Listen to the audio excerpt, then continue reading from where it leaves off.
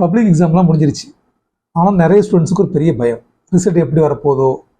நிறைய ரிசல்ட்டுக்கு அப்புறம் பார்க்குறோம் தற்கொலையெல்லாம் சர்வசாரமாக நடந்துட்டு இருக்குது. காரணம் என்னென்னா, ஸ்டூடெண்ட்ஸுக்கு சரியான ஒரு உளவியல் ரீதியான ஒரு ஆலோசனை கொடுக்கப்படாது தான்.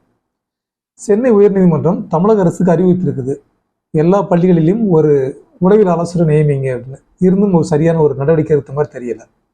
சிபிஎஸ்சி ஸ்கூலில் நிறைய ஸ்கூலில் சைக்காலஜிஸ்ட், எல்லா ஸ்கூல்லையும் கண்டிப்பாக சைக்காலஜிஸ்ட் இருந்தால் தான் அப்ரூவலே கொடுப்பாங்க.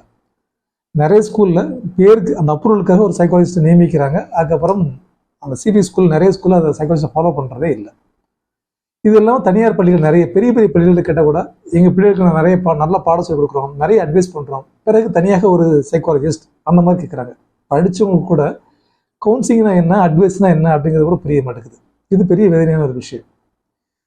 பசங்களுக்கு ஒரு பேச்சாளரை வச்சோ இல்லை ஆசிரியர்களை வச்சோ ஒரு கவுன்சிலிங் கொடுக்குறோம் அப்படின்னா, ஒரு மோட்டிவேஷன் ஸ்பீச் கொடுக்குறோம் அப்படின்னா அந்த நேரத்துக்கு ஒரு உற்சாகம் அடைவாங்க, ஒரு டெம்பரரியாக ஒரு தீர்வு கிடைக்கும். பட் நிரந்தர தீர்வு வேணும்னா ஒரு சைக்காலஜிஸ்ட் கவுன்சிலிங் கொடுக்குற மட்டும் தான் இருக்க முடியும்.